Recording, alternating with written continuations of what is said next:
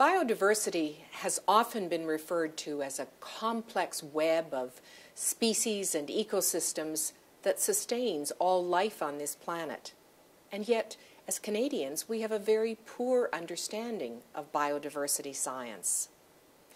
This assessment is a wonderful opportunity for us to learn more about the myriad of species and their ecosystems, and importantly, of the challenges that they are currently facing, be it from climate change, from pollution, from deforestation, or from urbanization.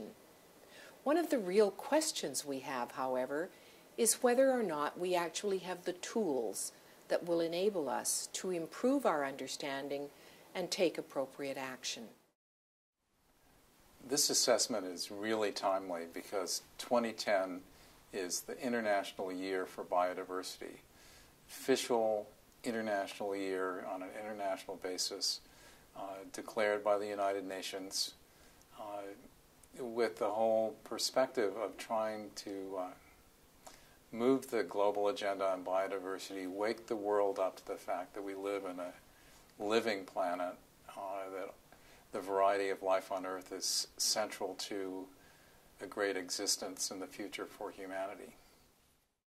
The key thing for a better future for biological diversity and for all the benefits that it can convey is to actually know what there is and where it is. I mean, it's really pretty simple-minded in a way, but the exploration of life on Earth is really still very sketchy and at its earliest stages in many, many senses.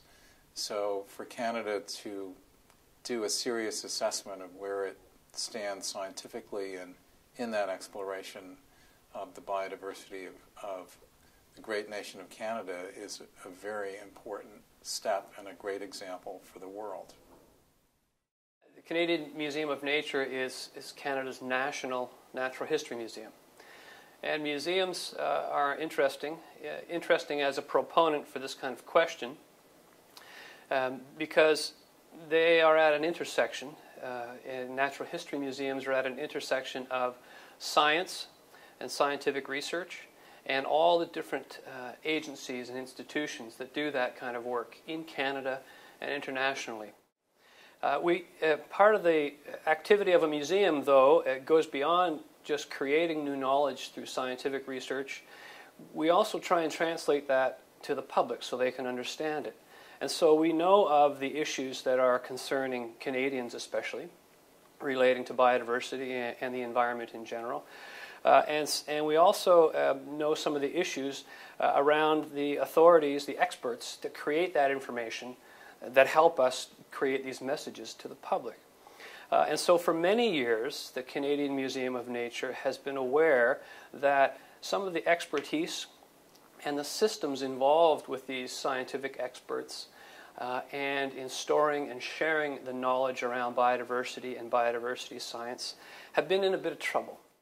We know that the number of experts is down. We know that it is more and more difficult to find support for the systems that help support them, that is keeping specimens in order and in sharing the information digitally.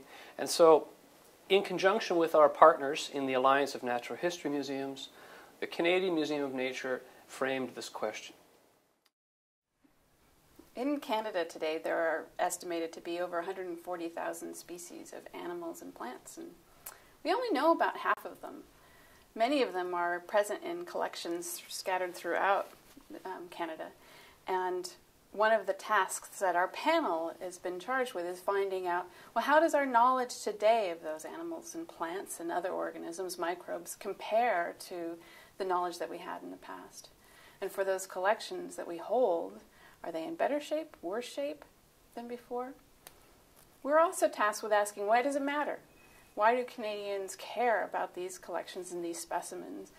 And I think the answers are really quite rich and varied, from the economic importance of understanding what the roles that these animals and plants and microbes play in our environment, to how do native cultures value and know these plants and animals, and how are native cultures affected by changes in the ranges and density of these species today. So I don't know if we'll be able to necessarily answer all of these questions, but we'll at least be able to assess what the state of our collections and our knowledge is and how this might impact.